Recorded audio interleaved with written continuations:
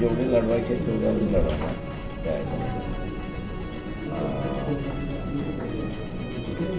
एक आघाडी असणारच होते. जेवढे महाराष्ट्रातले जे आदिवासी समूह आहेत ते सगळे एकत्र आहेत. त्यांचा आजचा हा पहिला कार्यक्रम आहे आदिवासी सत्ता संपन्न मेळावा. दुसरा जो आहे तो मनमाडला आहे. तिसरा जो आहे तो 6 तारखेला नागपूरला आहे. तेव्हा असा एका बाजूला असणारा आदिवासी समूह आहे आणि दुसऱ्या बाजूला जरांगे पाटील यांची जी मागणी आहे की मराठांना ओबीसीतून आरक्षण द्यावं अशी जी मागणी आहे. त्यामुळे पूर्ण महाराष्ट्रामध्ये ओबीसी एका बाजूला गेला आहे आणि मराठा समाज एका बाजूला गेलेला आहे. त्याच्यामुळे मराठा असं म्हणतो की ओबीसीला मतदान देणार नाही आणि ओबीसी असं म्हणतो की मराठ्याला मतदान देणार.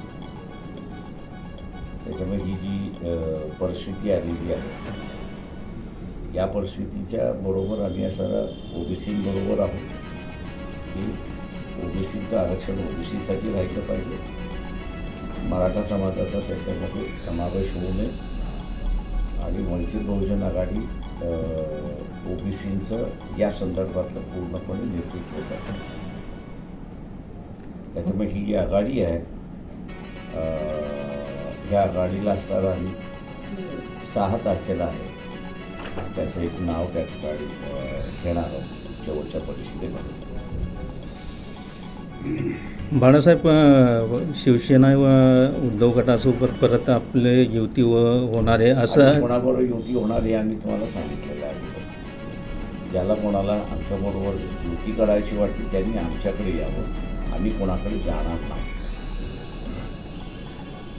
बाळासाहेब, काँग्रेस, राष्ट्रवादी आणि शिवसेना उद्धव गट यासोबत आपली राष्ट्रवादी आणि काँग्रेस यांच्यासोबत जाण्याची इच्छा आहे का? काय तुम्हाला म्हणालो आता हेच उत्तर आमचं.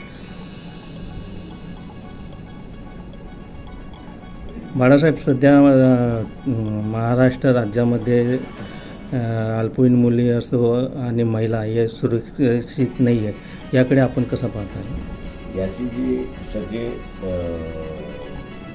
दोष जो आहे तो सगळा RSS हिंदुत्ववादी म्हणजे आक्रमक हिंदुत्ववादी ज्या RSSशी संबंधित संघटना आहेत त्यांचा आहे.